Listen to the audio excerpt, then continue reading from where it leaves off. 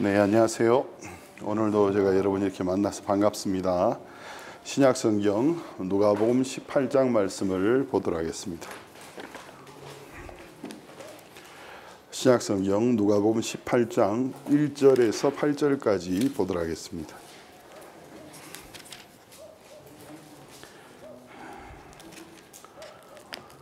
항상 기도하고 낭망치 말아야 될 것을 저희에게 비유로 하여 가라사대, 어떤 도시에 하나님을 두려워 아니하고 사람을 무시하는 한 재판관이 있는데, 그 도시에 한 과부가 있어 자주 그에게 가서 내 원수에 대한 나의 원한을 풀어주소서 하되, 그가 얼마 동안 듣지 아니하다가 후에 속으로 생각하되, 내가 하나님을 두려워 아니하고 사람을 무시하나 이 과부가 나를 번거롭게 하니 내가 그 원한을 풀어주리라. 그렇지 않으면 늘 와서 나를 괴롭게 하리라 하였느니라. 주께서 또 가라사대, 불의한 재판관의 말한 것을 들으라. 하물며 하나님께서 그 밤낮 부르짖는 택하신 자들의 원한을 풀어주지 아니하시겠느냐? 저에게 오래 참으시겠느냐? 내가 너에게 이르노니 속히 그 원한을 풀어주시리라. 그러나 인자가 올 때 세상에서 믿음을 보겠느냐 하시니라. 8절 말씀까지 읽었습니다. 사람마다 이렇게 복음을 받아들이고 구원받게 되는 사연이 다 다릅니다. 근데 이제 저 같은 경우에는 어떤 분은 그러더라고요. 목사님 그 구원 간증을 들어봤는데 목사님 간증이 되게 특별한 것 같아요. 근데 저는 이제 제 구원 간증이 다른 사람들의 어떻게 구원을 받게 되는지 간증보다 특별하다고 생각하지는 않습니다. 다만 하나님이 이제 저를 이끌어 가셨는데, 박 목사님께서 자주 그런 얘기를 하시더라고요. 내가 내 인생을 깊이 생각해 볼 때에 하나님이 나를 목사가 되게 하기 위하여 구원받기 전부터 이끌어 가셨던 것 같다. 저도 이제 옛날에는 잘 몰랐는데 생각을 조금씩 해보면서 하나님이 나를 구원받도록 이끄셨구나, 그런 생각이 많이 들어요. 제가 이제 저희 아버지께서 한 10여 년 전쯤에, 10여 년 좀 더 되셨습니다. 소천을 하셨는데, 아버지가 소천하시기까지, 아버지가 이제 복음을 받아들이고 이제 여생을, 인생의 마지막 노년을 교회 생활도 하시고 기뻐하시다가 하나님의 부르심을 입고 가셨는데, 마지막 순간에도 대장암 말기로 굉장히 고생을 하셨어요. 대장암 수술을 한번 하시고 많이 호전이 되었는데 나중에 재발을 하셔가지고 결국 소천하셨는데, 어머니 말씀을 들어보니까 아버지가 대장암 말기에 이제 굉장히 고통하셨다 하시더라고요. 그때 이제 그 부산 대형교회에 임민철 목사님께서 신앙 연수를 받고 계셨어요. 연수생이다 보니까 또 지금하고는 위치가 달라서 이제 저희 아버님이 병중에 있다고 하니까 원래 대형교회를 나가셨기 때문에 병원까지 찾아오셨다 하시더라고요.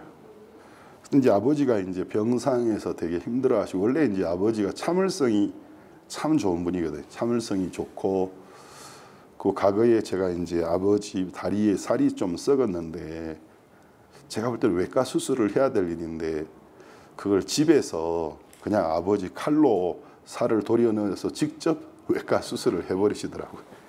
그리고 이제 양쪽 귀에 이제 혹이 이렇게 생겼는데, 어느 날 면도칼을, 뜨거운 물을 준비하시고 면도칼을 준비하더니 그 혹을 손자서 베어내 버리시더라고요. 저는 이제 아버지만한 어떤 남자다운 강인함은 없어요. 그래서 제 아들 창은이는 저보고 저는 아버지같이 남자답지 못하다고 하는데, 제 기억에 저희 아버지는 저보다 훨씬 더 남자다우셨습니다. 그래서 이제 웬만한 아픔이 있으시면 뭐 이렇게 아프다는 표현을 안 하세요. 근데 말년에 보니까 이제 아버지가 그 침상에서 막 그 아픔을 참으려고 애를 쓰시는데, 너무 애를 쓰시니까 진짜 몇 분 만에 몸 전체에서 땀이 송글송글 그냥 흘러나오기 시작하더라는 거죠. 얼굴에서도 땀이 막 솟아나는 게 보이더래요. 근데 어머니가 그걸 보면서 아니 사람이 지금 다 죽게 됐는데 이걸 참고 있느냐고. 근데 의사를 찾아가서 몰핀이 되든 마약이 되든 사람 좀 살려달라고 그 정도로 아프셨다고 합니다. 근데 이제 아버지가 구원을 받으신 분인데 이제 막 사람이 몸이 너무 약해지면 정신도 약해지거든요. 정신이 약해지니까 침상에서 갑자기 막 구르시더라는 거죠. 왜 그러냐니까 오래전에 돌아가신 할머니, 그러니까 저희 아버지 어머니가 나타나셔서 야 상보가 가자 하더라는 거죠. 근데 저희 아버지는 구원을 받으신 분이기 때문에 저희 할머니가 신앙을 가지지 않고 돌아가셨거든요. 그러니까 이제 어머니지만 어머니가 가자 한다고 따라가면 안 되는 거예요. 그래서 이제 침상에서 막 갑자기 막 왜 그러냐니까 어머니가 나타나서 야 상보가 가자고 부르는데 내가 안 가려고 애를 썼다. 그때 이제 임민철 목사님 오셔가지고 다시 한번 복음을 전해드렸는데 아버지가 몸은 굉장히 힘드셨지만 어머니가 볼 때 편안해지시더라는 복음을 다시 한번 들으면서 굉장히 다시 한번 마음에 소망을 얻으시고 편안해 하시더라는 것입니다. 그리고 이제 주님의 부름을 잊고 가셨는데 제가 그 이야기를 들으니까 아이고 내가 임 목사님께 빚을 졌구나 늘 그 마음이 들어요. 그래서 그때 임민철 목사님이 안 유명한 목사님이었던 게 얼마나 감사한지 유명하고 잘 나가는 목사님이셨으면 절대로 못 오셨을 텐데 연수받고 계시니까 거기 오셔서 아버지 마지막에 한번 위로해 주시고 다시 복음 전해 주신 사실이 너무 고마웠습니다.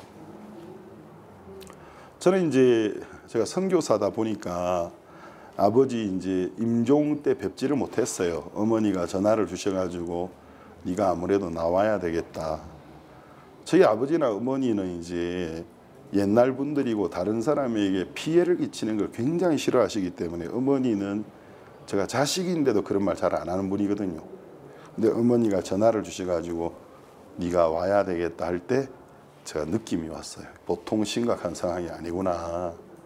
그래서 이제 목사님께 전화드려서 그냥 가도 되는데 지금 생각하니까 그래도 제가 이제 선교에 속해 있으니까 박 목사님께 허락을 받아야겠다 해서 목사님의 소재를 제가 파악을 해야 되는데 목사님 전 세계를 돌아다니시는 분이잖아요.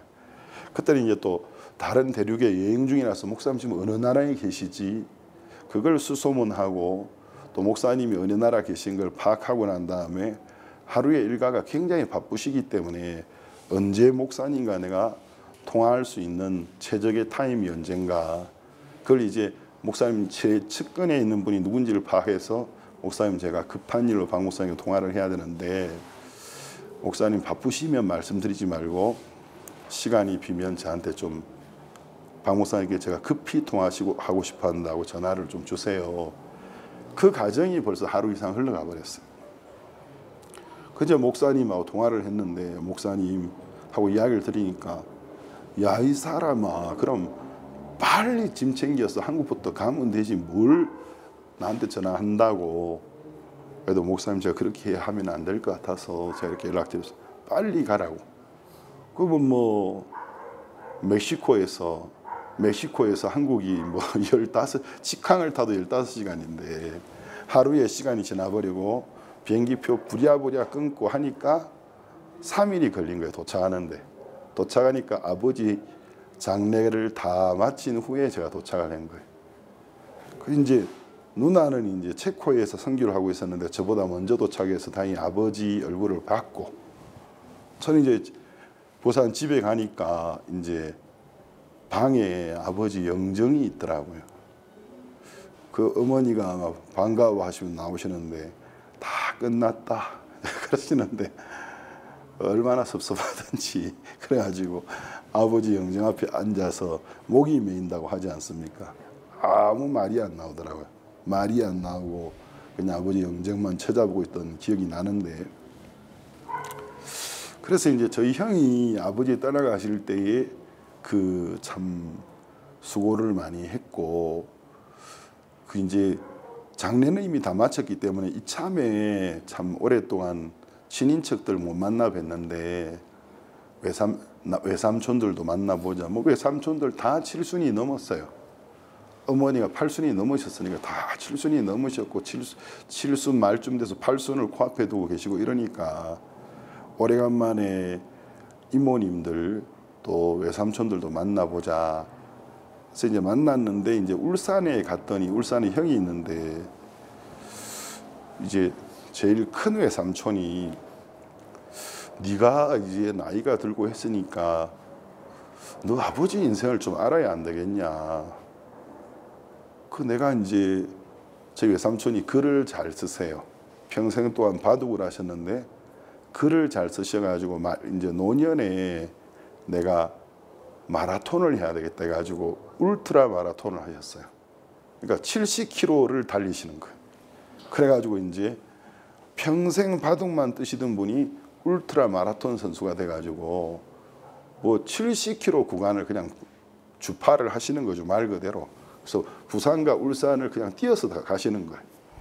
그래서 이제 그분이 이제 그러면서 이제 그 블로그를 하나 만드시면서 한때 굉장히 인기를 얻으셨어요. 그래서 아마 제 기억에 바람과 돌인가 그래가지고 돌은 바둑을 의미하고 바람은 이제 달리는 걸 의미하는데 바람과 돌이라는 어떤 카페 블로그명으로 블로그를 했는데 굉장히 회원이 많이 생겼어요. 일본 사람들까지 회원이 생겨가지고 일본에서도 연락이 오고 했는데 그걸 보면 이제 문장력이 있으신 거죠. 근데 외삼촌이 내가 너 아버지를 생각하면은 아마 웬만한 책을 하나 안 적겠나 싶다. 근데 네가 나이가 들었으니까 아버지 이야기 좀 알아야지. 근데 누님이 아이 떠나간 사람 이야기 뭐 하려고 하느냐고 하지 마라 한다. 그래서 이야기를 좀 해주려 하시다가 간단하게 이야기 하시더라고. 야, 너 아버지가 이제 국회의원이 되려고 그렇게 애를 안 쓰셨냐. 부산 상고를 나오시고 부산대학을 나오셨는데 국회의원이 되시려고 아버지가 지금 살아계시면 아흔이 넘으신 나이인데 그 당시에 부산 상고 서울 몇몇 고등학교 외에는 지방에서는 최고의 고등학교였거든요. 부산 상고에 부산대학을 나오셨으니까 그 국회의원이 되려 했는데 아버지 발목을 이렇게 잡은 것이 6.25 동란 때 제 기억이 좀 틀릴 수도 있는데 고등학교 2학년인가 그러셨어요. 그때 이제 나라가 위기에 처하니까 부산 상고 학생들이 조국을 위하여 학도연구원으로 가자는 바람이 분 겁니다. 그래서 학도연구원으로 가고 또 주변에서 그렇게 부추겼는데 그때 학도연구원으로 간 사람 다 죽었습니다. 군사훈련도 받은 게 없고 그냥 가서 총 잡고 쏘는 거 교받아 고등학생이 전쟁 가니까 살아남겠습니까? 그래서 그걸 주제로 하는 영화도 나왔잖아요. 근데 이제 저희 아버지도 이제 의협심이 불타서 내가 조국을 위하여 학도연구원으로 가겠다고 했는데 저희 아버지가 이대 독자시거든요. 영산신가 상장군파의 이대 독자 장손이신데 그래 이제 6.25에 참전하겠다니까 저희 이제 할머니가 힘을 쓰셔서 정부 관계자에게 어떻게 했냐 돈을 주셨겠죠. 그래서 아버지를 군 면제를 시킨 거예요. 근데 그게 이제 6.25가 마치고 난 다음에 아버지의 이제 큰 꿈에 발목을 잡는 게 돼버린 겁니다. 아버지는 정치를 하고 싶은 분인데 그 한국 조국의 전쟁이 됐을 때 징직 기피자니까 배신자지 않습니까? 그게 이제 아버지의 발목을 따라다니면서 될 듯 했는데 한 번도 안 됐다라는 거죠. 제 기억이 좀 희미한데 뭐 신민당인가 부산의 그 당의 선거 캠프 청년위원장이었다고 하더라고요. 선거 캠프도 하시고. 그래서 주변에서 이번에는 된다. 그 뭐 신동지 하면서 이제 된다. 이번에 이제 신동지가 선거를 받아서 국회의원이 된다. 그래서 저희 어머니도 너가 아버지가 진짜 나 한번 호강시켜 줄 줄 알았다. 내가 볼 때는 진짜 될 사람이었거든. 근데 안 되더라는 거죠. 안 될 수밖에 없죠. 국회의원을 꿈꾸는 사람이 전쟁이 났을 때 징집령을 거부했는데 그런 사람 국회의원 되게 해주겠습니까? 한국에서. 결국 이제 그게 한이 되셔가지고 아버지가 인생을 이제 실패하게 되시고 할머니도 돌아가시고 그 한이 마음에 안 풀리셔서 다른 일을 잘 못하시고 제가 이제 그 이야기를 좀 들으니까 이렇게 조각조각 정보를 알고 있었는데 제가 어렸을 때 아버지가 잘 이해가 안 됐거든요. 아니 무슨 일이든지 하면 되지 왜 집에 저렇게 빈둥빈둥하고 계실까? 근데 이제 아버지 만나러 오는 분들은 다 사장님 하고 또 뭐 부산 상고 동창회 보면 동창회 사진 보면 한번 가면 아버지가 맨날 주도적인 위치에 있어요. 사회 보고 늘 케이크 자르고 그런 거는 이제 동창회 중에서도 제일 중요한 사람들이 하는 거잖아요. 그래서 이게 뭐가 좀 안 맞는 거예요. 우리 집 사는 수준과 이제 아버지를 보면은 뭐가 안 맞는 거예요. 이게 도대체 뭐 어떻게 된 거지 했는데 그런 것들이 맞아지기 시작하면서 아버지가 그런 인생을 사셨구나.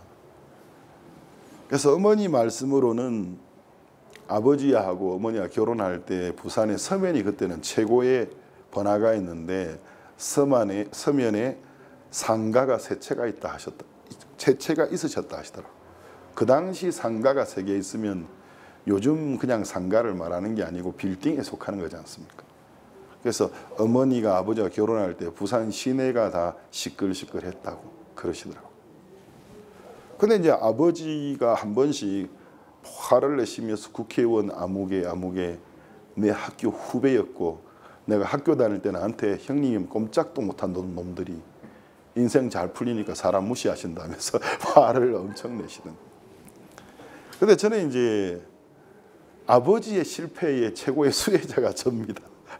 아버지가 그런 실패를 하셨기 때문에 그 한을 품고 계신 모습을 제가 너무 자주 봐가지고 아버지 마음에 한이 너무 크시니까 술만 한잔 하시면 딱 정해진 그 스토리가 있어요. 누나, 형, 저 불러서 이렇게 딱 앉으면 또 부동 자세로 아버지 무서워서 앉아 있으면은 그 스토리가 있어요. 그래서 지겹다 진짜 이 몇 번 이야기 더 들어야 되지 이야기를. 그런지 아버지는 나는 우정이라는 게 존재한다고 믿었다. 나는 정의라는 게 존재한다고 믿었다. 사람이 양심대로 살면 인생이 보상해 준다고 믿었다. 내가 어리석었다. 그래서 아버지는 이제 앨범에 보면 그 청년 시절의 사진이 엄청 많아요. 그 시절의 사진 그렇게 많이 찍을 수 있는 게 아닌데 대부분이 보면 해변가에서 우통 벗고 이제 이러고 그리고 양복 딱 선글라스 끼고 이제 남들 고생하던 시절에 진짜 삐까번쩍하게 사셨는데 그 사진 밑에 보면은 뭐 항상 보면 너와 나의 영원한 우정, 뭐 우리의 우정 새겨놨는데 내가 정말 어리석었다. 그러시면서 이제 뭐라 하시느냐 하면 한 대 맞으면 두 대 때려라. 두 대 맞고 때릴 힘이 없거든. 내가 책임질 테니까 장돌이라 주어서 대가리를 깨트려 버려라. 그래서 문제가 생기면 내가 해결해 줄게. 그래 살아야 성공한다. 내가 어리석었다. 그러니까 저는 그 이야기 듣기 싫어가지고 누가 한 대 때리면 두 대 때려라. 두 대 맞으면 네 대 때려라. 그리고 갚아줄 힘이 없거든. 장돌을 들어서 대가리를 깨뜨려라. 그래가지고 나 지겹다 진짜. 이야기 몇 번 들어야 되지. 그게 지금 이제 나중에 세월이 지나고 생각하니까 아버지의 한이었어요. 내가 사람을 믿었던 것이 어리석었다. 결국 이제 저는 이제 그런 분위기 속에 있으면서 남모르는 고민을 많이 했고 사람이 사방으로 소망이 없어야 눈을 하늘로 들게 되더라는 것입니다. 하나님을 전혀 안 찾는 사람들이 있거든요. 인생이 덜 힘들어서 그래요. 진짜 사방이 다 절망뿐일 때 저절로 고개를 하늘로 들고 실제로 고개를 하늘로 들게 돼요. 하루에 몇 번씩 하늘을 쳐다보고 한숨을 짓고, 밤에도 밤하늘을 쳐다보고 한숨 퍽퍽 짓고. 근데 이제 실제 이제 머리만 들어서 하늘을 쳐다보는 게 아니고 마음에서 하나님을 찾기 시작하게 되더라는 것입니다. 그 이제 제가 어렸을 때부터 아버지가 달달이 소년중앙이라는 월간지를 사주셨고, 제가 좀 나이가 드니까 달달이 리더스 다이제스트라는 그 세계적인 잡지가 있어요. 그게 제가 감사해야 될 일이더라고요, 나중에 생각하니까. 그래서 계속 읽는 습관을 가지게 만들어 주신 게, 제가 이제 저도 모르게 읽는 것을 즐겨하게 된 거예요. 근데 사람이 자꾸 읽다 보니까 전에 안 해봤던 생각들을 하게 되는 겁니다. 그 중에서 이제 그런 소년 월간지 같은 걸 보면 세계의 미스테리, 또 세계의 신비한 관광지, 역사 미스테리 해가지고 창조론이냐 진화론이냐 외계인이냐 이런 또 주제를 다루는 내용들이 자주 나오지 않습니까? 그러니까 원하지 않아도 그런 걸 읽으면서 야, 이거 좀 상당히 신빙성이 있다, 또 어떤 거 이거 너무 터무니없다, 이러면서 내 마음을 나는 어디에서 왔지에 대하여 생각할 수 있게 만들어준 겁니다. 나는 어디에서 왔나라는 사실에 대하여 생각을 자꾸 해보니까, 제가 생각을 해본 결과는 창조주가 계신 것이었습니다. 제가 이제 사람이 책상에 앉아서 하나님이 없다 이렇게 결정 내리는 거 말고, 자연에 나아가서 하늘을 쳐다보고 밤하늘을 쳐다보고 바닷가에 가서 수평선을 쳐다보고 있으면 그때 오는 느낌은 책상 공론하고는 아주 달라요. 그래서 제가 이제 그러니까 저 모든 것들이 저절로 됐다라는 것이 정말 말이 될까? 또 상식이 있으니까 저 하늘의 별들이, 또 저 별에는 굉장히 많은 행성과 위성들이 있고 해성이 있는데 지구보다 어마어마하게 큰 것들이 거의 대부분이거든요. 우리 태양계가 대단하다지만 태양계는 이 우주에 존재하는 수많은 나름대로의 그런 또 우주의 아주 작은 것에 불과해요. 그러니까 이것이 정말 우연이 됐다고? 그건 말도 안 되는 거다. 그리고 자연을 보고 있으면 자연 속에는 분명한 질서가 있어요. 무질서해 보이나 분명히 질서가 있어요. 아니야, 이거는 진화의 산물이 아니야. 이거는 프로그램이 되진 거야. 제 마음속에 아무리 생각해도 그래요. 진화론자들이 우주의 시작을 빅뱅 이론으로 해서, 빅뱅이라는 대폭발이 있으면서 우주가 생겼다 하지 않습니까? 그러면 에너지의 법칙에서 그 에너지를 발생시킨 기본 동력이 없는데 에너지가 존재할 수 있습니까? 그러면 빅뱅이라는 엄청난 폭발을 일으키는 그 에너지는 저절로 생겼단 말입니까? 말이 안 되잖아요. 그럼 그 에너지는 어디서 왔는데? 어떤 사람들은 외계인 이야기를 해요. 그래 외계인이 있다고 가정을 하자. 그럼 그 외계인은 어디서 왔는데? 그건 저절로 생겼어? 그럼 다른 외계인이 만들었다고? 그럼 그놈의 외계인은 어디서 왔는데? 하고 근원을 계속 계속 추적하면 결국은 무에서 유를 만드신 분의 존재가 없으면 안 되는 겁니다. 그러니까 저는 이제 그 진화론을 믿는다라는 건, 저는 지금도 그렇고 그때도 그래요. 그때는 신앙이 없은 학생이었지만 그건 제가 볼 때 종교입니다. 과학이 아니고 종교입니다. 그러니까 하나님이 없다라는 것을 그 어떤 기본 베이스로 깔아놓고 억지로 이론을 만들어가는 거예요. 그러니까 그는 중립적인, 정말 중립적인 입시에 시작한 탐구와 과학이 아니라 하나님을 부정하는 사상을 깔아놓은 데서 시작되는 사상이라는 거죠.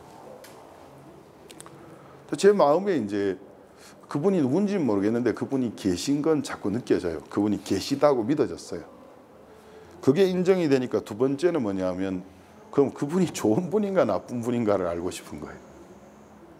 그럼 하나님이 좋은 분인가 나쁜 분인가 어떻게 알아요? 딴 길이 없어요. 그냥 천지 만물을 쳐다보고 있는 거지. 그래가지고 이제 천지 만물을 쳐다보는 거죠. 밤하늘의 별들도 쳐다보고. 그래서 제가 이제 집안이 망할 대로 망해가지고 이 월세로 사는 집을 돌아다니다가 좀 이렇게 지대가 높은 일명 달동네에 산 적이 있는데, 그 언덕바지에 지금 제가 이제 부산 가면 거기 가고 싶어가지고 지나가다가 한번 올라가 봤어요.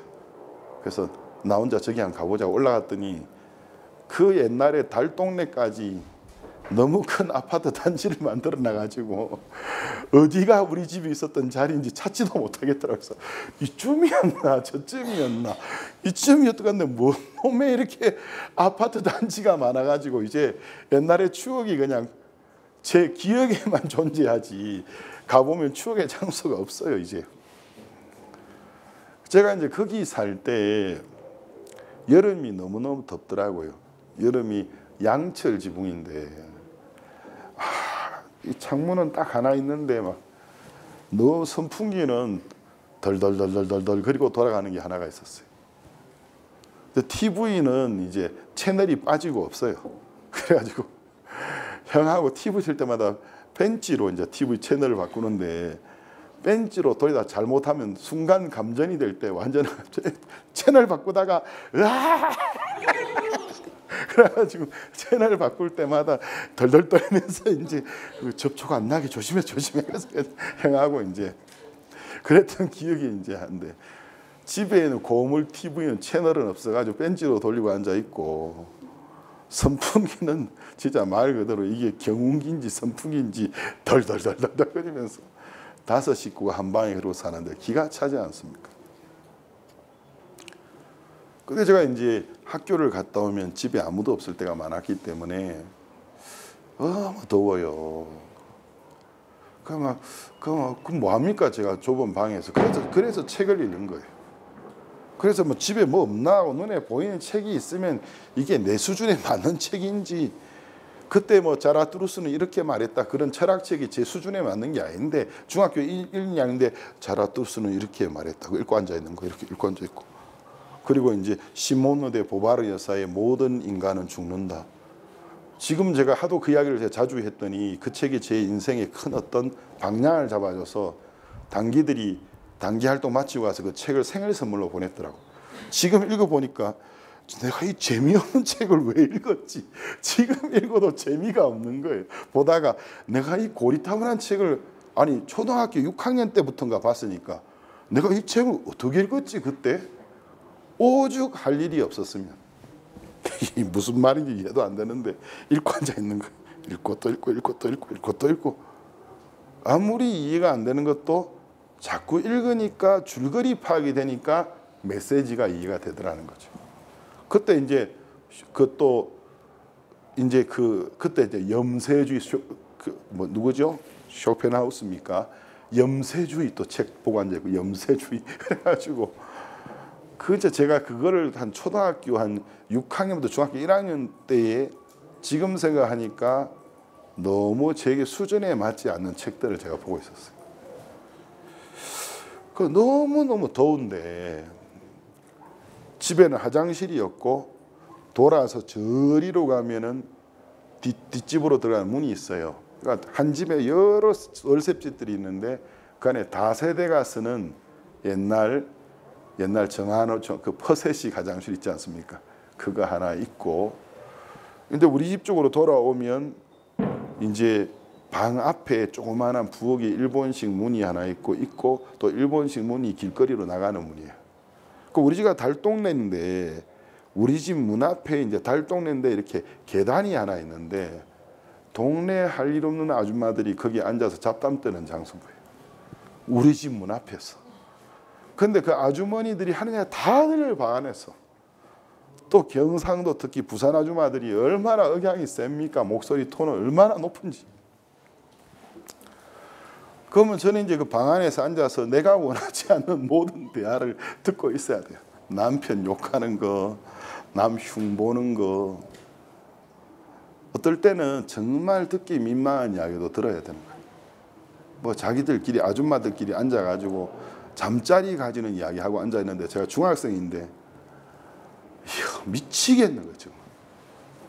이걸 뭐 안 들을 수도 없고 내 의사와 상관없이 다 들리지 막 이러니까 사람이 이제 그래서 이제 약간 똘끼가 생기는 건데 그때 제가 또라이가 안 된 게 다행이고 약간 또라이 될 뻔했던 것이 남아있는 것 같은데 너무너무 답답했어요.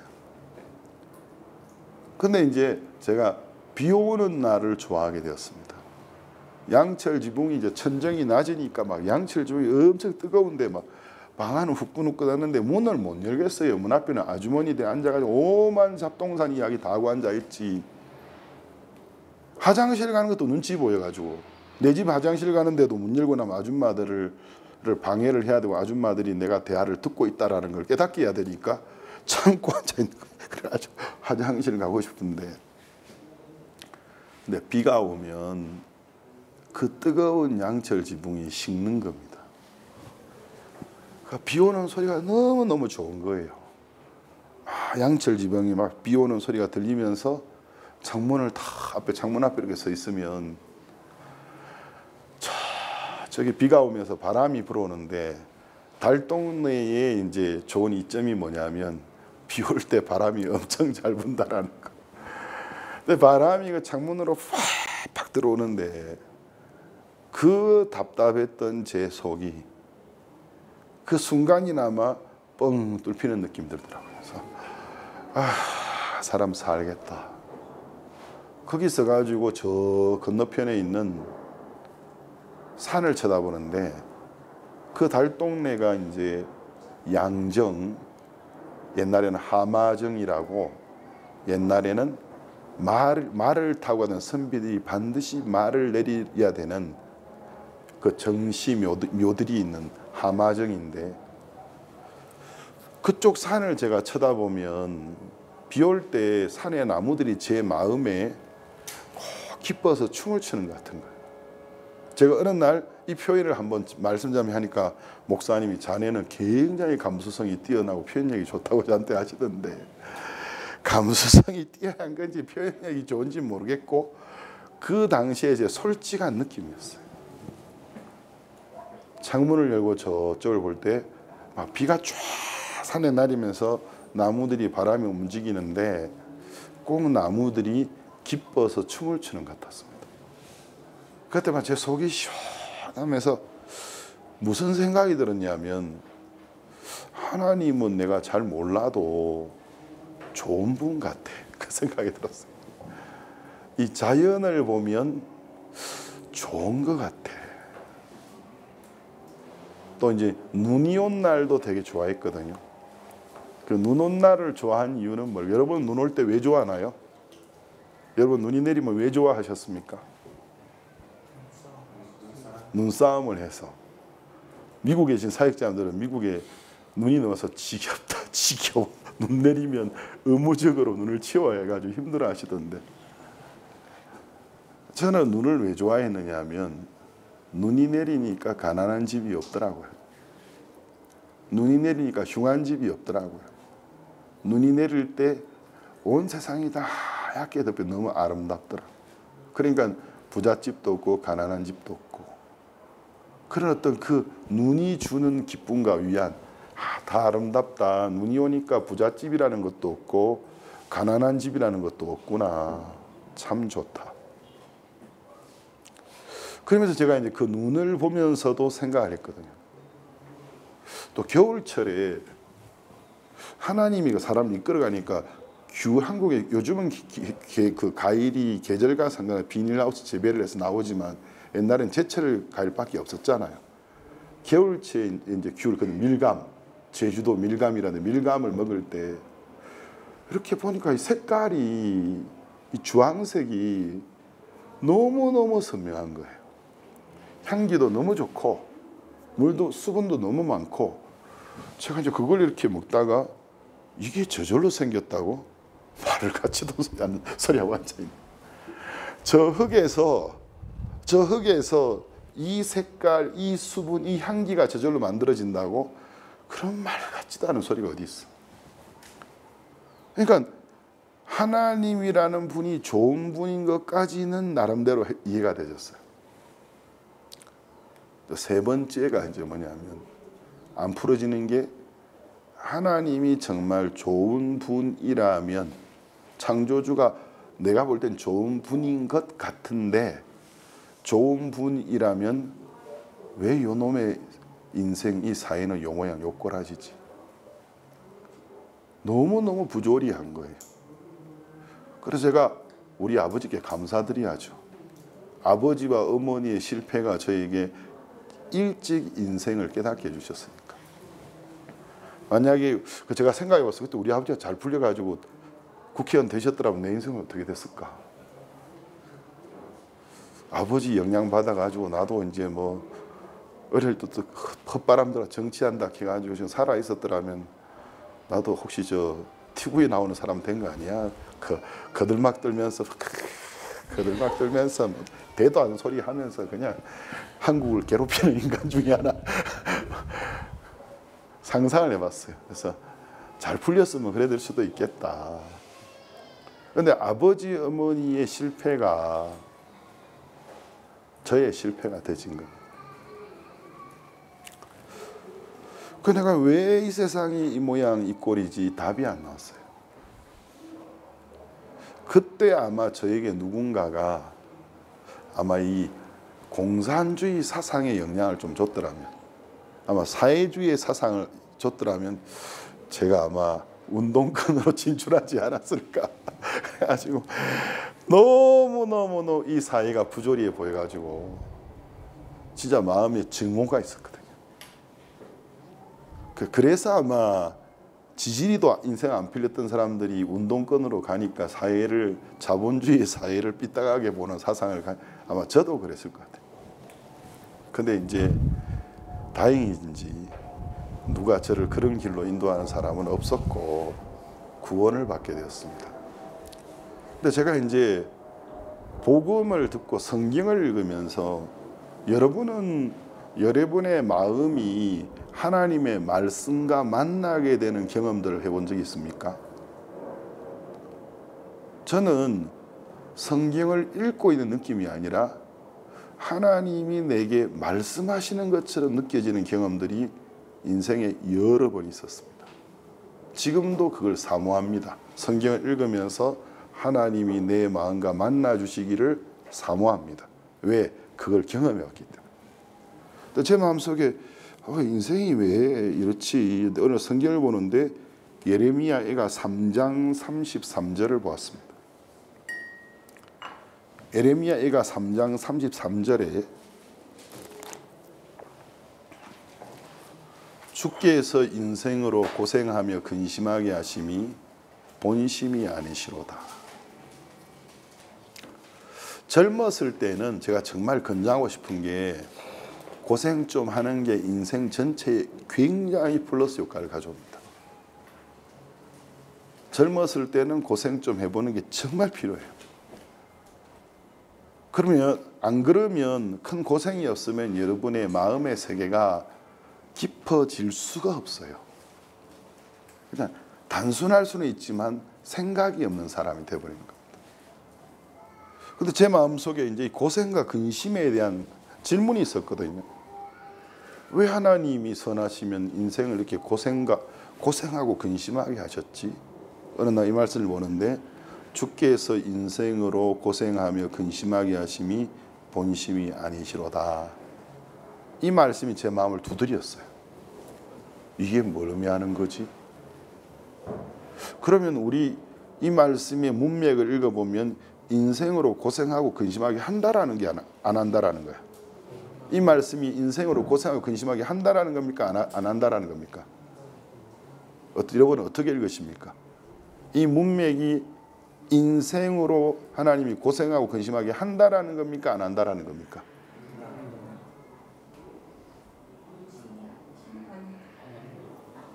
각자 자기 의견을 내주세요. 이 문맥상 주께서 인생으로 고생하며 근심하게 하심이 본심이 아니시로다. 하나님이 인생으로 고생하고 근심하게 하신다라는 거예요, 안 하신다라는 거예요? 여기 지금 두 개로 지금 그룹이 나눠졌습니다. 한다, 안 한다. 그래서 여러분이 책을 읽으셔야 되는 거예요. 책을 너무 안 읽어본 분들은 고생하고 근심하기 안 한다는 말이 이렇게 보여요. 고생하고 근심하기 하시죠. 근데 이제 여기 조건이 하나 붙는데 본심은 아니라는 거예요. 고생하고 근심하게 하는데 이게 본심은 아니라는 거예요. 그래서 제가 본심이 아닌데 고생하고 근심하게 한다. 이거 뭐야 이거? 이 스페인어 성경에는 본심의 자리에 볼룬타리아멘테라는 단어가 있거든요. 볼룬타리아멘테라는 것은 이제 자원에서 의도적으로 이런 말이에요. 그러니까 하나님이 인생으로 그게 기쁘고 즐거워서 사람을 괴롭히고 고통받게 하는 게 즐거워서 고생하고 근심하게 하시는 게 아니다. 그럼 이건 우리에게 뭘 가르쳐 주냐면 필요에 의해서 하시는 거구나. 그럼 왜 하나님은 우리 인간에게 고생과 근심을 어느 정도 주는 게 필요하다고 느끼고 계실까? 우리는 우리 자신을 굉장히 대단하게 평가하고 있습니다만 사람은 미련합니다. 여러분 자신이 미련하다고 생각하시는가요? 여러분 미련하다고 생각하세요? 아마 마음에서 내가 미련한 사람이라고 스스로 한 번도 생각 안 해본 사람이 있을 수도 있어요. 근데 하나님은 인생이 미련하다고 말씀하십니다.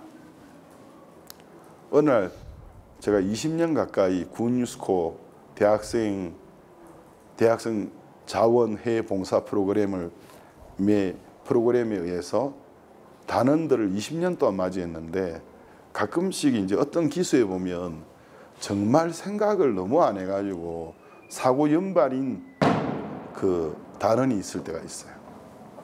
그래서 제가 어느 날 어떤 기수에 하나가 사고를 계속 연발로 치길래 너 일로 와봐. 그래서 제가 이제 개인의 프라이버시를 위해서 기수와 이름은 밝히지 않겠습니다. 너 이리 와봐라. 이거 너 잠언 몇 장 몇 절 읽어봐. 목사님 저에게 무슨 하나님 말씀 주실 거 없나요? 그 잠언 몇 장 몇 절 읽어봐. 그게 내가 나한테 주고 싶은 말씀이야. 예 목사님. 딱 펴더니 미련한 자에게는 나귀에게는 몽둥이가 나귀에게는 몽둥이가 적인 것처럼 미련한 자에게도 그와 같다. 막 웃는 거예요. 목사님 제가 지금 나귀 같다 그 소린가요? 그건 해석하기 나름이야. 그랬더니 그 녀석이 한국에 가서 박 목사님 앞에서 신 목사님이 자기한테 이걸 하나님 말씀을 줬다고 간증을 했더라. 근데 목사님이 들으시면서 웃으면서 아이고 이 신 목사가 내가 볼 때는 자기도 낙이면서 당기한테 이 구절을 읽어줬구나. 그렇게 하셨을 수도 있어요. 안 하셨을 수도 있고. 우리가 정말 미련합니다. 여러분 여러분 편한 게 편리하고 편한 게 좋은 겁니까 나쁜 겁니까? 오늘은 성경 공부라 생각하시고 한번 대답을 해보세요. 우리는 편한 걸 찾잖아요. 좀 더 편안하게, 좀 더 편안하게, 좀 더 편안하게 우리는 그걸 좀 추구하고 있습니다. 편안한 거 추구하는 거 그거 나쁜 겁니까 좋은 겁니까? 여러분의 의견을 듣고 싶어요. 편안한 거 추구하는 거 나쁜 거예요, 좋은 거예요?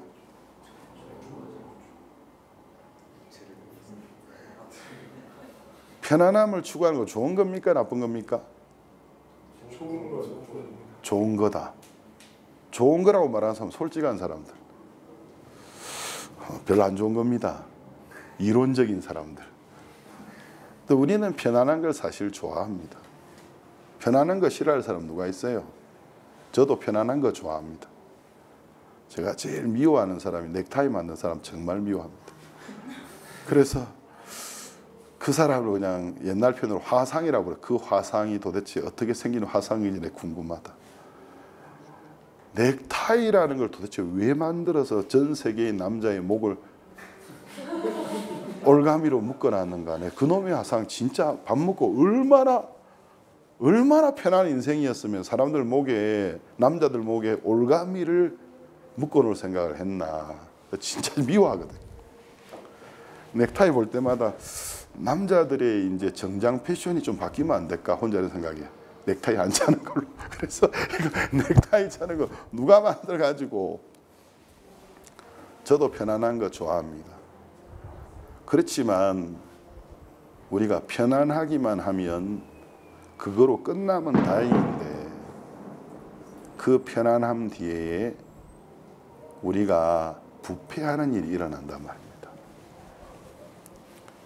사람이 너무 편안하고 시간과 물질의 여유가 있으면 여가 생활도 하고 잘 지낼 것 같죠. 그렇게만 된다면 얼마나 세상이 아름다워지겠습니까?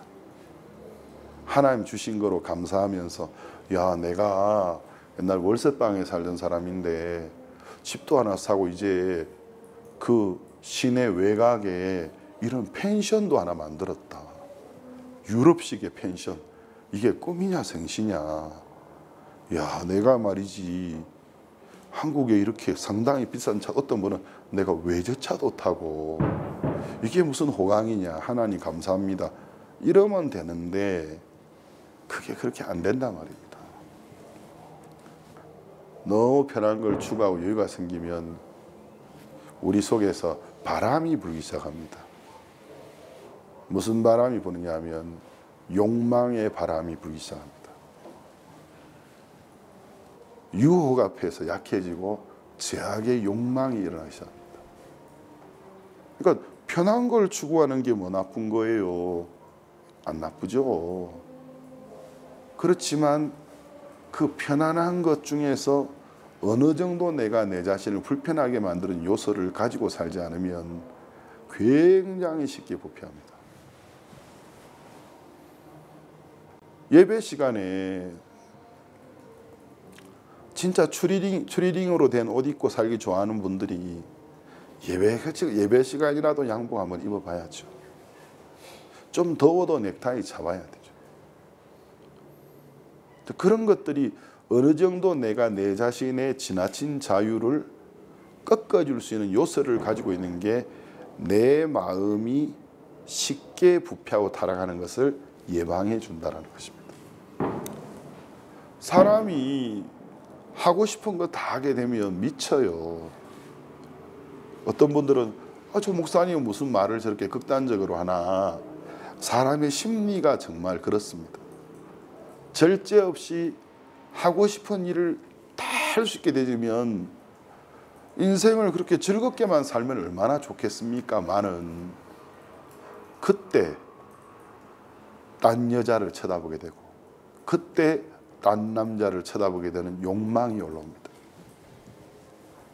그때 정상적인 범위를 벗어나는 생각들이 내 마음에서 무럭무럭 피어나기 시작합니다. 하나님은 우리 인생을 너무 잘 아세요. 너무 모든 게 잘 풀리기만 하면 내가 감사함으로 살겠습니다. 안 그렇습니다. 반드시 하나님을 잊어버리고 자신의 근본을 망각하면서 타락하는 일이 일어납니다. 그래서 우리 인생에는 적당한 고생과 근심이 필요한 겁니다. 저는 아직 그렇게는 못 해보고 있는데 박옥수 목사님께서는 한 번씩 금식을 하시더라고요. 근데 기도할 일이 있었으면 금식하시는 게 아니고 목사님이 요즘 내가 하나님의 은혜로 너무 부하게 사는 것 같아. 그렇다고 절대로 부하게 안 사세요. 근데 목사님 마음에서 내가 요즘 너무 부한 것 같아. 편안한 것 같아. 그냥 금식을 하세요. 자, 그러면 단식이죠. 그러니까 그 가난했던 시절을 잊지 않기 위해서 배고픔을 다시 한번 느껴보시는 거예요. 저는 아직 그 경지에는 이르지 못했습니다. 그래가지고 근심 고민할 일이 있어서 금식하는 적은 있어도 그 배고픔을 잊지 말자. 그래서 단식. 아직 그 경지에는 제가 아직 못 올라가고 있습니다. 먹는 걸 너무 사랑하는 사람이라서 그게 잘 안 되는데. 근데 목사님은 진짜 그렇게 하시더라고요. 다시 배고팠던 시절을 기억해 보시려고. 일부러 몸을 한 번씩 혹사해 보시더라고요. 그 이제 당신도 그렇게 하시고 우리도 그렇게 하시더라고요. 우리 선교사들 한국 가면 여러분 대덕수양간에 아스팔트 멋지게 깔려 있죠. 위에. 그거 아마 다음엔 다른 사람이 다시 한번 손댈 수 있는데 애초에 그 누가 깠는 줄 아세요? 남미 선교사들이 깔았습니다. 저도 그 중에 한 명입니다. 한국 오래간만에 갔는데 목사님들이 남미 선교사들 이리 다 와라 하더니 여기 아스팔트 깔아라 하더라고요. 그 우리 뭣도 모르고 약간 험한 것이 우리에게 걸린 것 같다. 이 땡볕에 이거 햇빛이 뜨거운데 하고 밀치 모자 이만한 거 덮으시고 하자 했는데 장난이 아니더라고. 그 넓은 공간을 아스팔트를 덮는데 그러다가 이제 그 IF 호텔 있는 그 신간 앞쪽에 이제 이게 아스팔트를 깔아야 되는데 땅을 좀 삽질을 해야 될 부분이 좀 있었어요. 그때 목사님이 마침 딱 오셨어요. 딱 보더니 이거 삽질을 하라고. 근데 흙이 너무 단단해서 안 파지는 거예요. 그러니까 목사님이 삽에다가 줄로 묶어서 양쪽으로 한 3명이 한 명은 삽질 폼을 잡고 나머지는 당겨서 그 이제 쉽게 말하면 이제 포크레인을 만드는데 이제 포크레인을 인간 포크레인을 만들어 가지고 삽질을 하는데 이게 생각보다 힘들더라. 당겨 주는데도 흙이 무슨 돌이 이래 많은지 경사에서 안 퍼지는데 목사님이 가셔야 되는데 안 가시고 불꽃같이 눈으로 쳐다보고 계신 거예요. 하나 둘 셋 영차 하는데 가야 되는데 그때 제가 이제 공교롭게도 삽맨이었거든요. 삽을 당했는데 이게 당기는 사람들보다 이게 너무너무 힘든 거예요.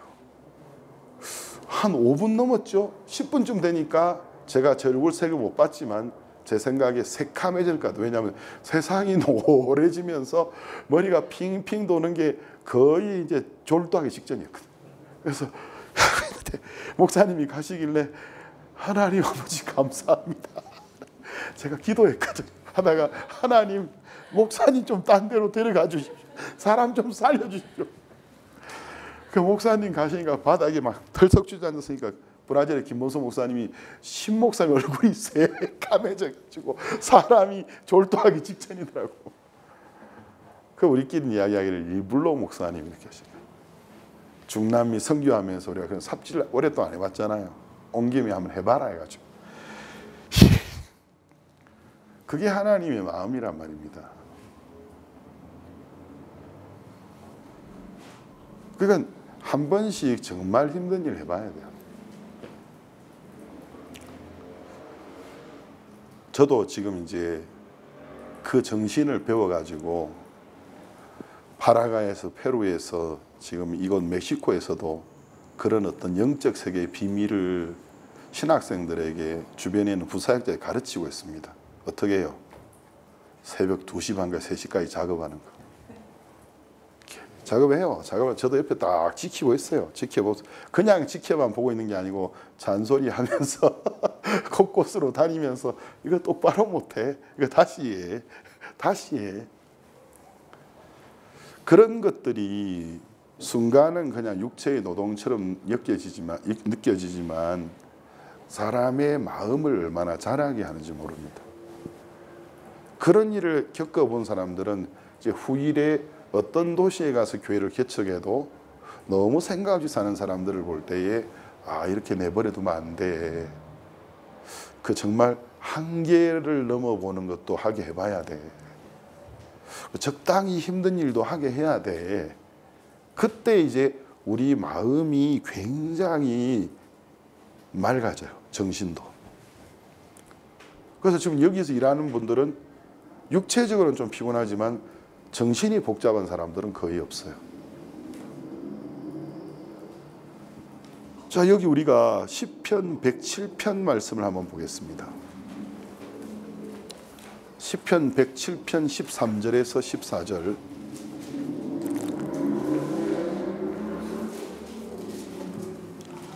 시편 107편 13절입니다.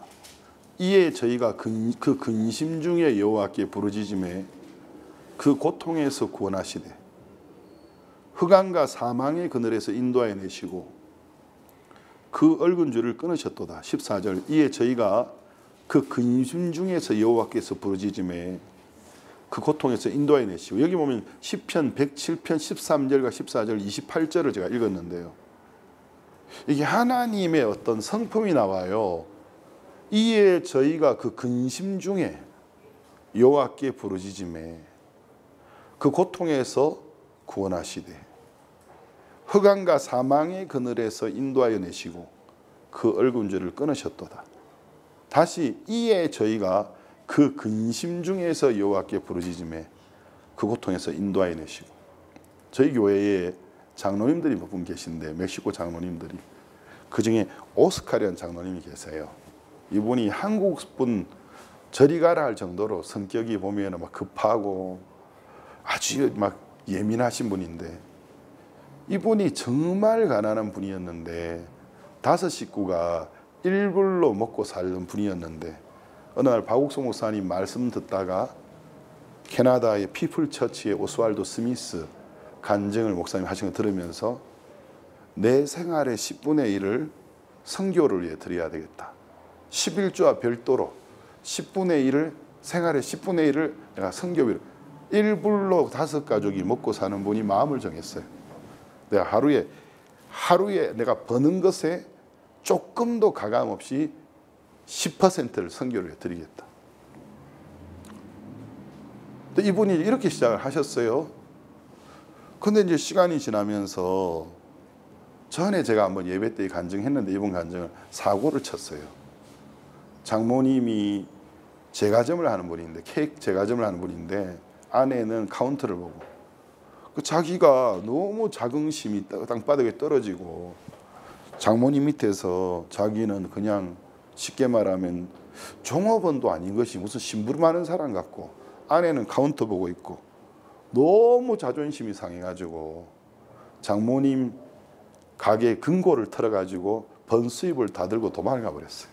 그래서 열받치는데 술 마시고 하자고 어디 가가지고 이제 혼자 방 잡아놓고 술 마시고 마약하고 막 이렇게 지내신 거예요. 구원받은 분이.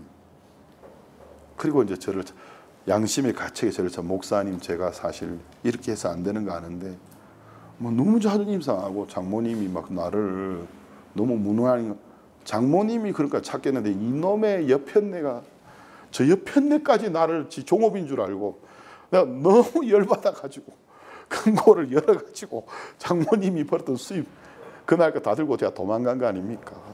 그러길래 잘못한 건 아시겠습니까? 예, 제가 잘못한 건 알죠. 아무리 홧김이지만 잘못한 건 아시겠죠? 예. 제 목사님 어떻게 해야 되지요? 장모님 찾아가세요. 장모님 찾아가서 솔직히 말씀드리세요. 내가 정말 잘못했습니다. 그냥 괜한 자존심이 발동해가지고 너무 화가 나서 그랬습니다. 용서해 주십시오. 장모님 기회를 주시면 제가 받는 월급에서 손에 입힌 금액을 갚아드리겠습니다. 제가 시킨 대로 한 거예요. 그래서 장모님이 이제 그러면 갚으라고. 근데 이제 이분이 그때부터 이제 제 말을 좀 듣기 시작하시더라고. 그러더니 신앙을 차근차근 몇 개월을 잘해 나가니까 장모님이 사이가 변한 걸 좀 느끼신 거예요.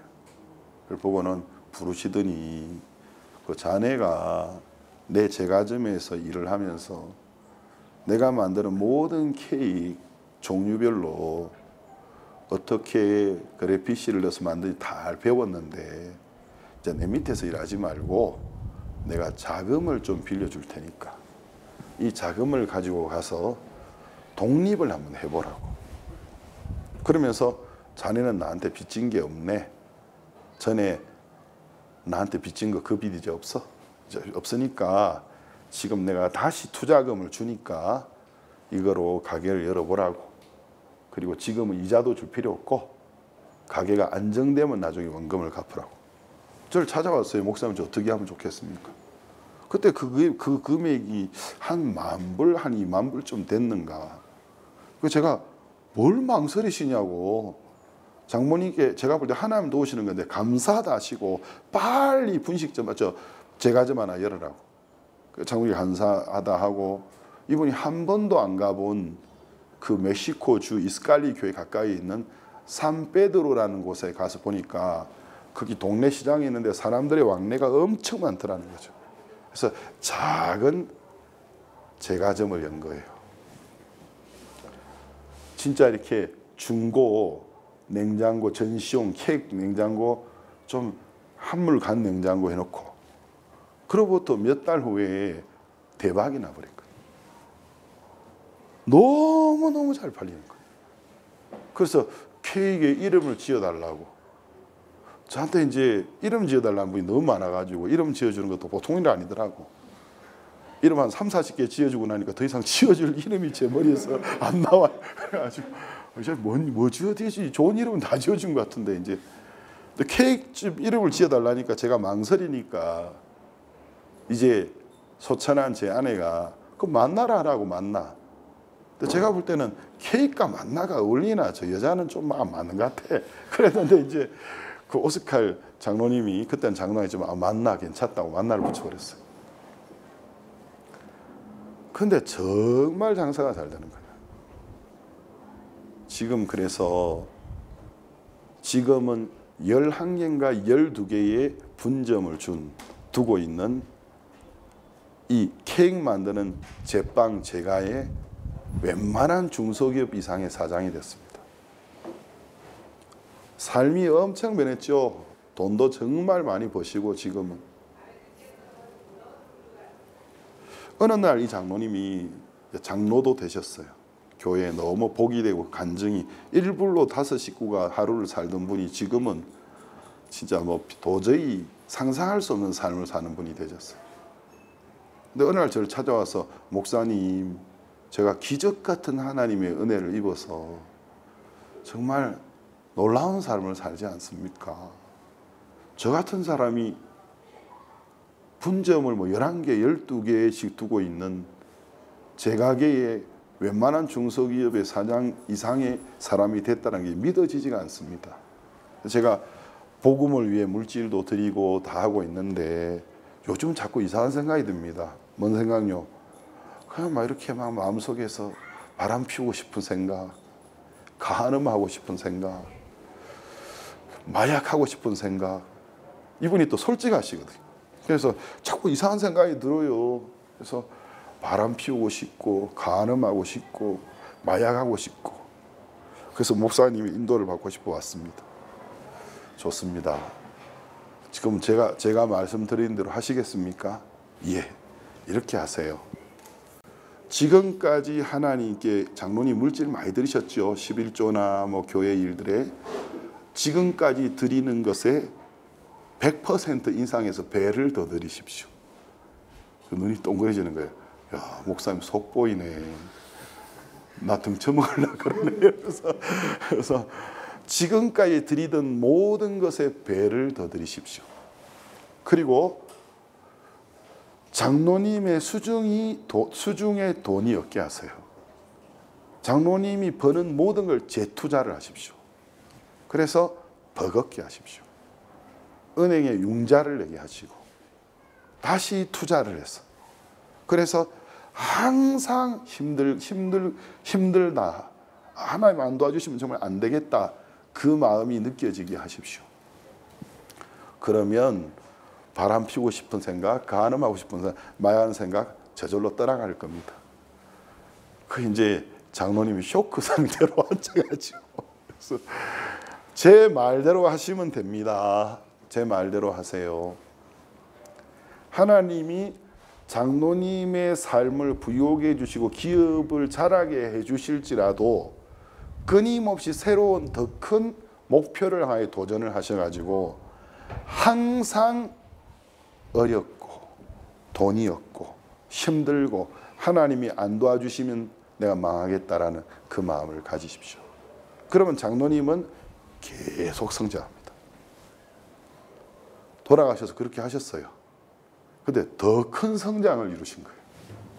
지금도 이제 한 번씩 간증하면, 내가 목사님 찾아갔더니 뭐 성경 펴가지고 뭐 주의 말씀에 이러는 게 아니고 지금까지 드리던 것에 배를 더 드리라 하더라. 그러면서 모든 것을 재투자하더라. 그 말이 되는 소리입니까 여러분? 하하하 웃으시면서. 근데 하나님이 내 삶을 이렇게 복 주셨다. 하나님이 우리를 잘 아십니다. 여러분 두 가지 중에 하나를 선택하세요.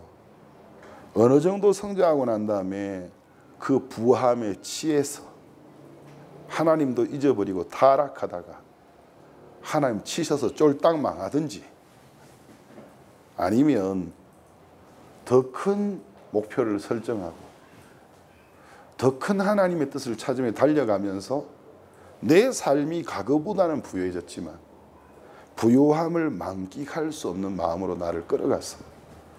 그 액통수로 내 마음을 끌어갔어. 그러면 계속 성장합니다.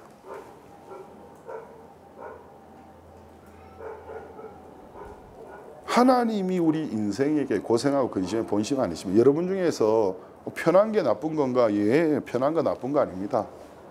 좀 편하세요. 근데 너무 편한 것을 추구하지 마세요. 너무 모든 것을 내가 원하는 대로 하지 마세요. 그러면 마음에 기쁨이 없어집니다. 가끔씩 교회 예배 때 보면은 영혼이 없는 무표정한 얼굴로 예배 참석하는 사람들이 있어요. 그 왜 영혼이 없는 모습으로 교회 오는지 아세요? 죄송합니다. 자기 육체가 원하는 대로 다 하고 살면 영혼 없는 얼굴이 됩니다. 초점이 없어요. 밥상에 밥 먹을 때도 초점이 없어요. 지금 밥 먹으러 나온 건지 깨작거리러 나온 건지 앉아가지고 밥 먹고 있다가 이렇게 한번 쳐다보면 저게 무슨 생각, 저 사람이 지금 생각이 있는 건가 없는 건가. 시간이 남아 돌고 너무 여유가 있으니까 인생에 나아갈 방향도 없고 하나님을 찾아야 될 이유도 없고, 그러면서 육체의 욕망만 커져가는 것입니다. 오늘 제가 이제 여러분과 함께 나누고 싶은 이야기는 하나님이 왜 우리에게 어려움을 주시는가라는 주제입니다. 하나님이 인생에게 고생과 근심을 주시는 이유입니다. 모든 것이 은혜롭고 감사할 때 어느 정도 시기가 지나면 하나님이 또 어렵게 하십니다. 왜요? 그렇게 해야지 우리 영혼이 건강할 수 있고 부패하지 않을 수 있다는 거 하나님은 알고 계신 겁니다. 제가 선교사로서 만 28년, 29년을 지금 살아가면서 정말 아무것도 없이 여기 와서 많은 은혜와 복을 얻었습니다. 얼마 전에 제 생일이었는데, 저도 이제 제가 좀 웃기는 소리지만 그냥 개인이 아니고 공인이 아닌, 선교회 안에서 공인이 아닌 공인이 되어버렸어요. 그러니까 제 생일이 그냥 저의 생일이 아닌 거예요, 이제는.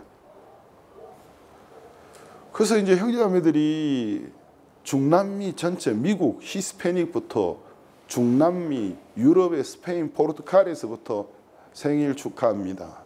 아프리카 내가 모르는 형제들과 영어권의 형제까지 생일 축하합니다 메시지가 들어오는데, 이게 무슨 페북에, 여러 가지 SNS에, 왓츠앱에, 페북 인복스에, 카카오톡에 계속 들어오는데, 제가 나중에 이게 몇 개지? 하고 봤더니 300 몇 통이 넘어가는 거 보고 그때마다 안 내렸거든요. 그럼 제가 도대체 뭐죠? 제가 하나님의 은혜를 입어서 정말 아무것도 없었는데 많은 은혜와 복을 입었습니다. 근데 하나님은 제가 지금까지 했던 일보다 더 큰 일을 하도록 저를 만들어 가시더라고요. 내가 지금까지 했던 일보다 더 큰 일 앞에 서게 되니까 다시 옛날처럼 내가 아무것도 아닌 사람으로서, 내가 정말 하나님의 은혜가 아니면 아무것도 아니구나, 절로 깨달아지는 거예요. 내가 아무것도 아니다, 그거 깨달아서 보존되는 게 아닙니다. 끊임없이 하나님의 새로운 인도를 받아서 지금까지 해왔던 일보다 더 큰 일을 또 도전할 때 내가 정말 아무것도 아니구나. 그게 그냥 저절로 마음 깊은 곳에서 믿어지고 느껴집니다. 내가 참 아무것도 아닙니다. 하나님, 나에게 은혜를 베풀어 주십시오. 제가 며칠 전 새벽에 개꿈을 꿨어요.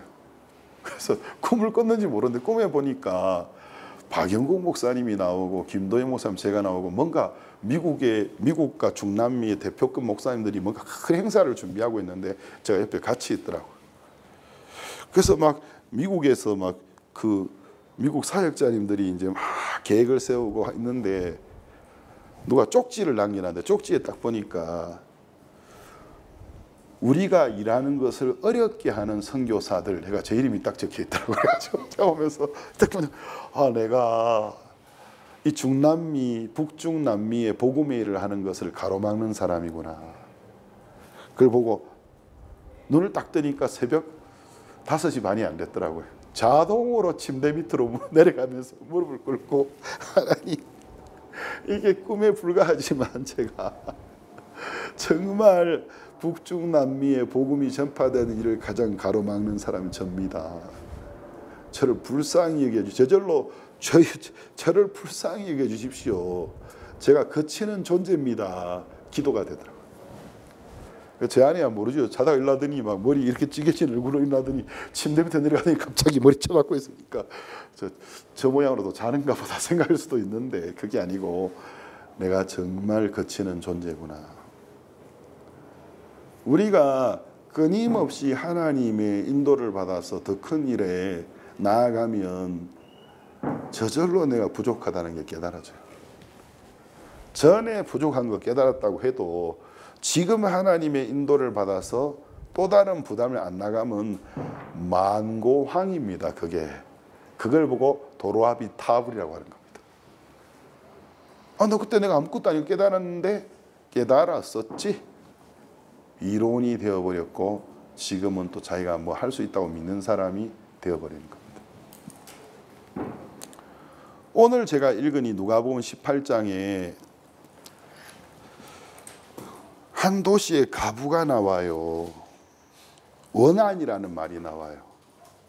근데 이 원한이 너무 큰데 이 여자의 원한을 풀어줄 수 있는 사람은 딱 한 사람인데 그 도시에 있는 재판장인데 불의해요.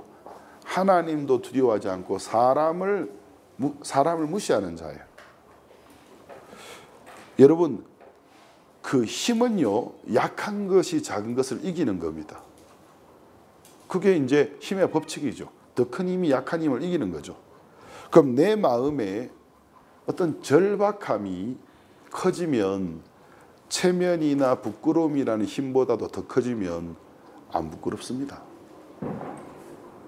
네, 부끄러워서 남들이 쳐다보는데 덜 어려워서 그래요. 내 마음에 어려움이 주는 힘이 내 자존심이라는 힘보다 더 커져버리면 자존심은 의미 없어요. 하나님, 제가 은혜만 입을 수 있으면 좋겠습니다. 그런데 이 가부가 원한이 있는데 뭔지는 예수님이 설명 안 했어요. 이건 비유인데. 근데 그 원한이 굉장히 컸어요. 그게 너무 크니까 대놓고 사람을 무시하고 하나님도 두려워하지 않는 저 불의한 재판장의 만행이라 해야 되겠죠. 그 만행이 그 사람을 찾아오는 여자의 마음의 간절함을 꺼트릴 수 없는 거예요. 계속 찾아오는 겁니다. 나중에 이 불의한 재판장이 생각하기를 사람 무슨 노이로제 걸릴 것 같아. 내가 하나님도 안 두려워 사람 무시하지만 저 여자의 소원을 들어주는 게 차라리 낫겠다.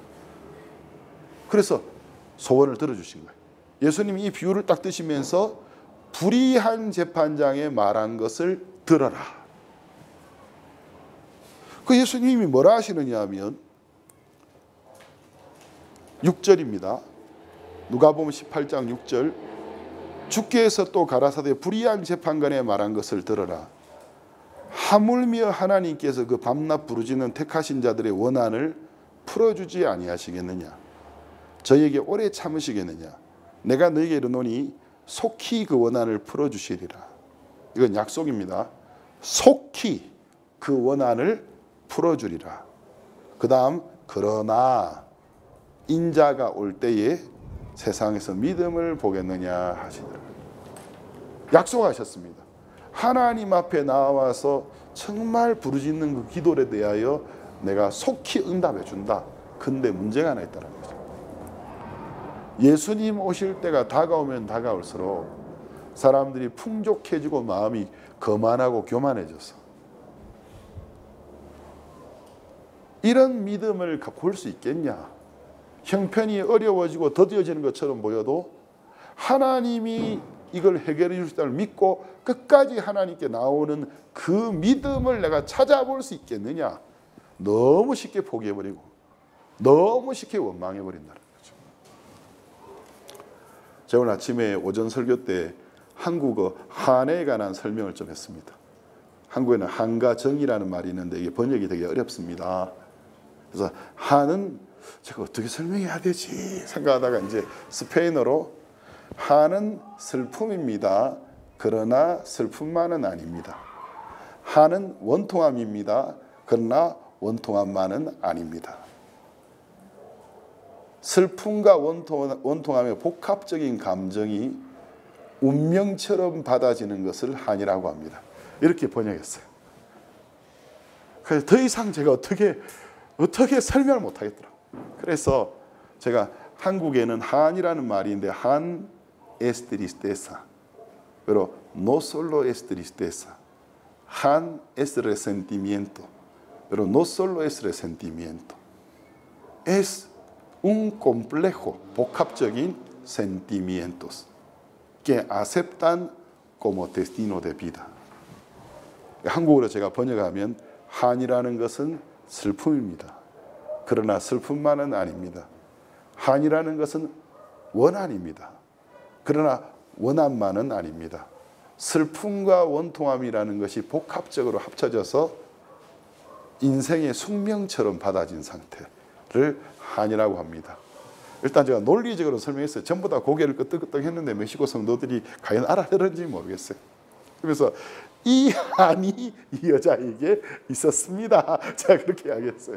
스페인의 성경에는 원통함이 있었다고 되어 있거든요. 근데 한국 성경에는 한이 있었다고 있습니다. 하나님이 우리에게 이런 한을 주시려고 합니다. 여러분은 한이 있으신가요? 하나님을 찾을 수밖에 없게 만드는 한, 복음을 전할 수밖에 없게 하는 한 여러분 속에 있습니까? 하나님 저에겐 그걸 주셨습니다. 내가 복음 전하는 걸 절대로 중단할 수 없는 것. 내가 하나님을 찾는 것을 절대로 중단할 수 없는 것. 그것이 여자에게 결국 항상 기도하고 낭망하지 말아야 될 것. 하나님의 은혜를 잊게 했습니다. 여러분 말씀을 마감하면서 한 가지만 기억해 주십시오. 하나님 우리에게 어려움을 주시는 이유는 우리에게 내게로 오거라 라는 신호입니다. 나에게로 와라. 나 너하고 이야기하고 싶다. 내가 너에게 말해주고 싶다. 그런데 우리는 편한 것에 너무 익숙해가지고 편한 게 좋은 거고 편한 게 좋은 거지 이래 생각합니다. 안 그렇습니다. 하나님이 인생에게 적당히 허락하시는 고생, 그로 인한 우리의 근심이 당시에는 어려워 보여도 우리 영혼이 건강할 수 있도록, 타락하지 않고 하나님 앞에 살아있을 수 있도록, 정말 행복할 수 있도록 해주는 것입니다. 저는 그래서 요즘 행복합니다. 왜? 기도 안 할 수가 없었어. 성경 안 볼 수가 없었어. 여기 박기순 집사님도 와 계시고 김장수 집사님 잠시 한국 가 계시지만 목사님 우리 건축 언제 하나요? 저도 하고 싶습니다. 저도 철근을 깔고 싶습니다. 그런데 언제 하나요? 허락이 나와야지. 이거는 1번부터 10번까지 공무원이 다 부패해 있으니까. 이거 얼마나 감사합니까? 왜 내 뜻대로 할 수 없는 일이 없으니까 기도해야 되는 겁니다. 하나님 우리를 이런 아름다운 세계로 이끌어가고 계십니다. 여러분 모두 기도하십시오. 오늘 여기까지 말씀 나누겠습니다.